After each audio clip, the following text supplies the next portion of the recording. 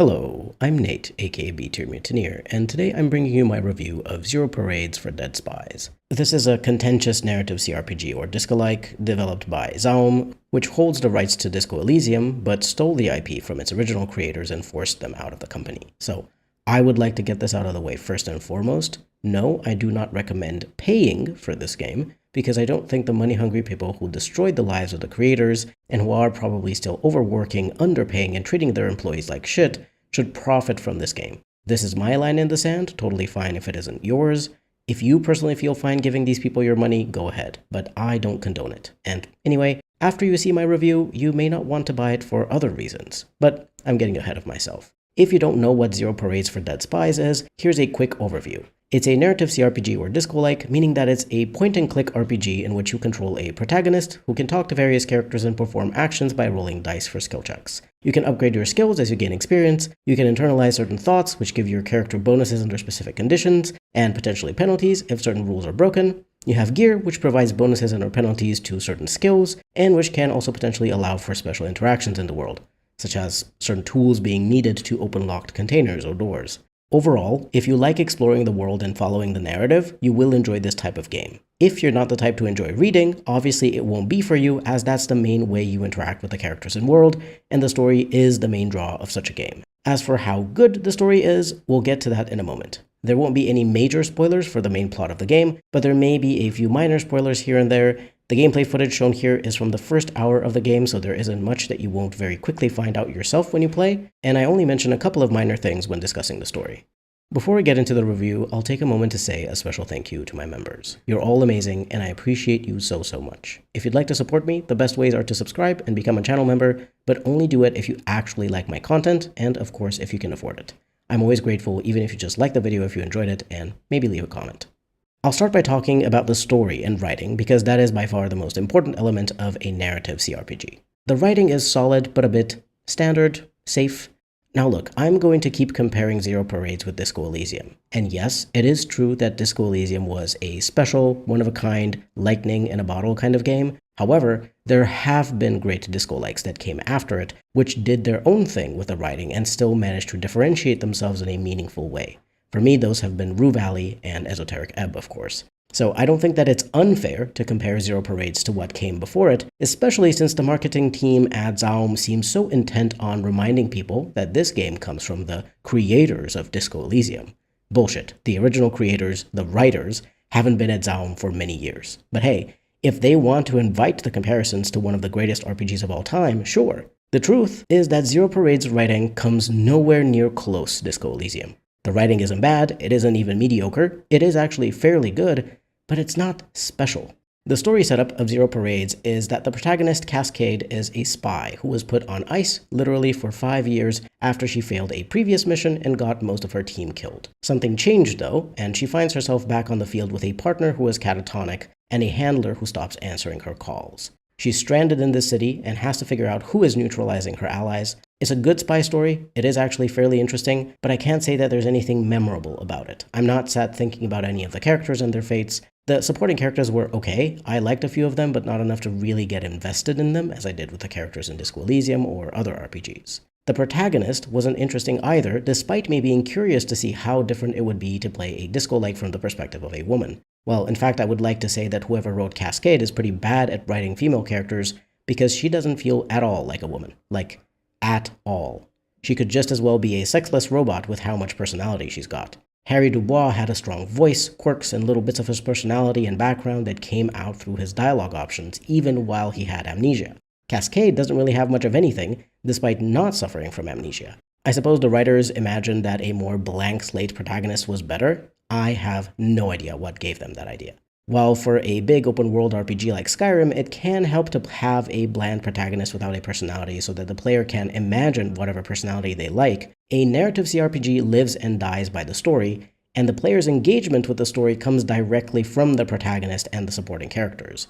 If these characters aren't unique and compelling enough, the story ends up being very forgettable, which is exactly what it was for me in Zero Parades. The main plot was interesting and made me curious to keep playing to see how it would resolve, but once I finished a playthrough, I didn't really feel the need to replay the game to see if different choices would lead to a different enough outcome.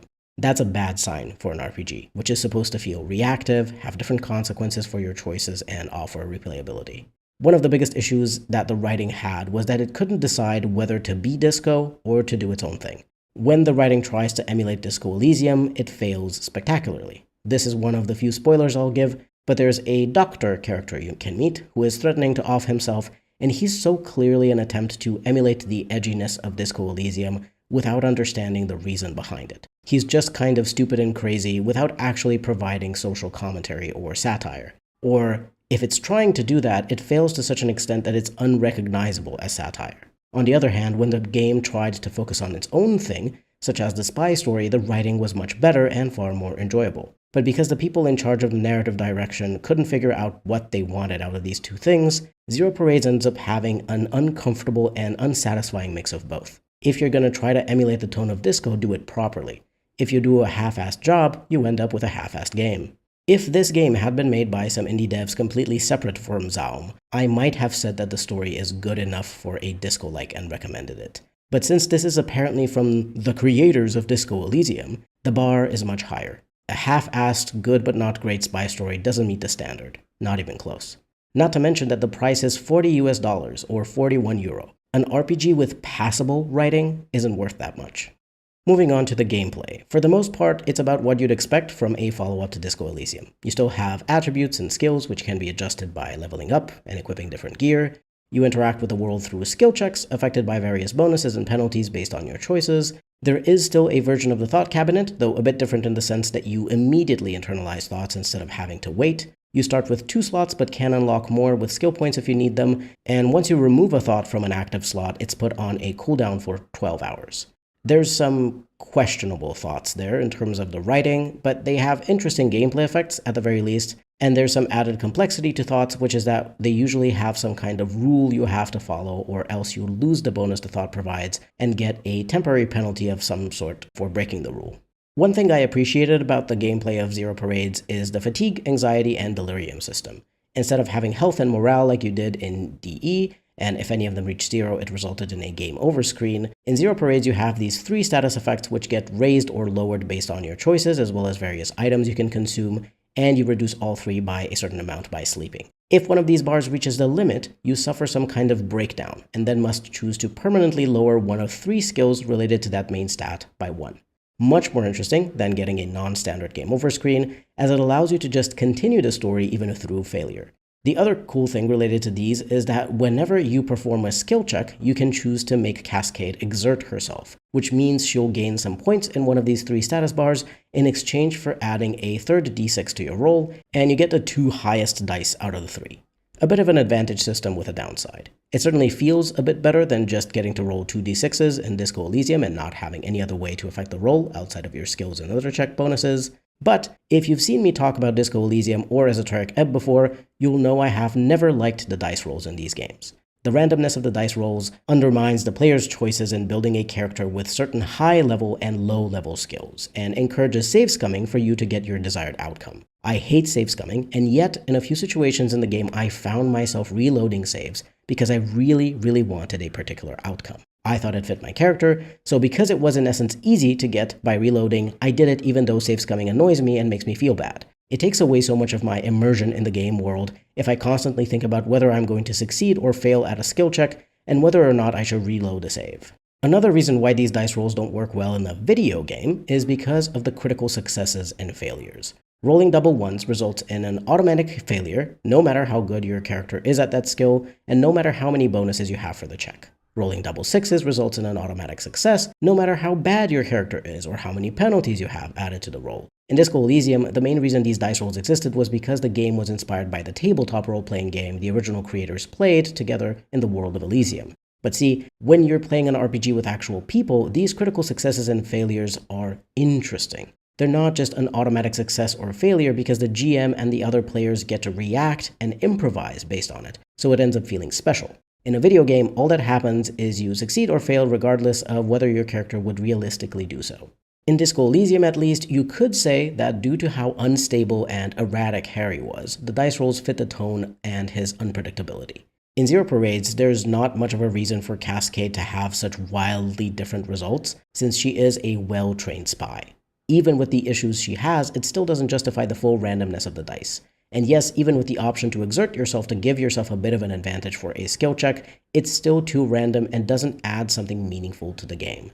Sure, it's a slight improvement over the straight rolls from DE, but it's extremely clear to me the developers did not even stop to think what exactly this dice rolling system was accomplishing in Disco Elysium, and if they needed to use it in the new game. A lot of choices of Zero Parades seem to boil down to, well, this is how it was in Disco Elysium, so we have to include it.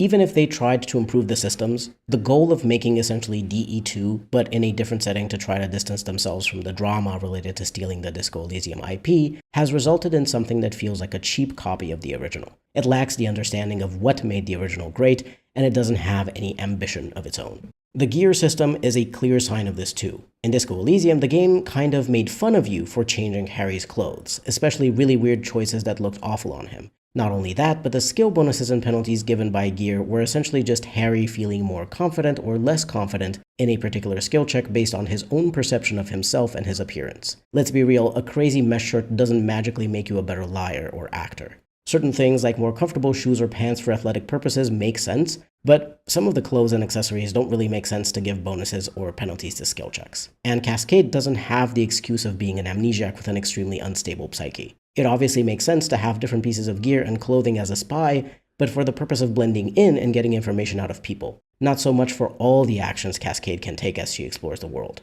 How do gloves make you better at interfacing with computers and technology, for example? Anyway, the gameplay is okay. It's, as I said, a cheap copy of Disco Elysium that improves certain systems because it thinks those systems need to exist instead of trying to do its own thing. It's serviceable, but just like with the writing, it's nothing special. By far, the most interesting part was the skill regression that came out of those status bars reaching their limit. It allows you to purposefully lower some of your skills if you think your character shouldn't be good at them. Moving on to visuals, have you identified the pattern yet? They're good, but not great. A cheap copy of Disco Elysium. There's something that feels a bit soulless in the visuals of Zero Parades, and I mean this genuinely, not as a dig at the money people. It's like someone just looked at the art of DE and did the same thing in terms of style, but there's no deeper reason behind those design choices. Things look pretty or ugly or interesting, but just to look like that. There's a lack of connection between the visuals and the story and the world. I really have nothing else I can say in this section. You can see for yourself from the footage of the game playing in the background. My eyes kind of glaze over the details. There's nothing drawing my attention, nothing making me immersed in the world, nothing that stuck with me as an impactful visual and emotional moment. In terms of sound design, it's, can you guess, a mixed bag. Decent, though it has a few things that are actually quite bad, but nothing memorable. You know how in Disco Elysium there was the cool narrator voicing all the skills? Well, you technically speaking have that in Zero Parades too, but I had to turn off the narrator voice after playing the game for just a few minutes because it was that annoying. The NPC voice acting is okay for the most part, some pretty good performances, but there's nothing that made me go wow. In contrast, in Disco Elysium, I loved the voices of all the characters and thought they were extremely fitting. I think characters like Kim Kitsuragi, Kuno, Joyce Messier, Classier, Evra Claire, and so on wouldn't be quite as present in our memories for those who have played and loved DE without their voice actors. In Zero Parades, I felt like I could have just as well turned off the character voices, though it was nice to be able to listen to some speech that wasn't as abhorrent as the narrator while I read through the text so that the game wouldn't be so silent. It may just be my personal preference, but to me this is a clear downgrade in terms of voice acting quality. The music, sound effects, and ambient sounds were all right, but I wish the music was more interesting because I can't tell you what a single track sounds like. There's nothing nearly as beautiful, haunting, and iconic like the Disco Elysium soundtrack by Sea Power. It's fine background noise for the game so that it's not completely silent, but nothing else. As for performance, I can't speak to how the game will be after some updates, but right now it is a bit buggy, especially when it comes to its dialogue interface. I got stuck multiple times as I was trying to select one of the choices because the interface was just unresponsive. This happened even more if I was using my mouse to pick the options, so I had to resort to mostly using the keyboard to try to navigate through the choices. Even then, the game sometimes just didn't want to let me move up or down through the numbers, didn't register when I was trying to select a particular choice, and sometimes also didn't register me pressing tab to make my character exert herself for a particular skill check. That final thing was actually the worst out of them all because it caused me to accidentally perform a skill check without the exertion and thus without rolling the extra dice, sometimes resulting in failure, which may have been avoided had I had the advantage I was trying to use.